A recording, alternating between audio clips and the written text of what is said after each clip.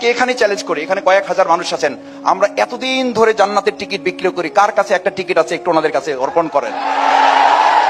এতদিন ধরে জান্নাতের টিকিট যদি বিক্রি করি তাহলে দুই একটা টিকিট তো পকেটে থাকার কথা। আমি বরং বলি জান্নাতের টিকিট যদি আমাদের কাছে থাকে তাহলে আমাদের জান্নাতের টিকিটের আলোচনা, জান্নাত জাহান্নামের আলোচনা আছে বলেই আমাদের মধ্যে দলীয় কোন্দলে এখনো লোক মারা যায় নাই। জান্নাত জাহান্নামের আলোচনা আমাদের মধ্যে আছে বলেই এখনো পর্যন্ত আমাদের হাজার হাজার লোক বহিষ্কার করতে হয় নাই। জান্নাত জাহান্নামের আলোচনার এই নৈতিকতা আমাদের মধ্যে আছে বলেই আমরা এখনো নিজেদেরকে একটা দেশপ্রেমিক মানুষ হিসেবে নিজেদেরকে তৈরি করতে সক্ষম হয়েছি। সেজন্য আমি মনে করি আলোচনা সবার মধ্যে থাকা উচিত। বরং আমরা তো উল্টা আলোচনা শুনেছি যে আমরা যদি এতদিন অমুকের নাম নিতাম তাহলে আমরা জান্নাতে চলে যেতাম।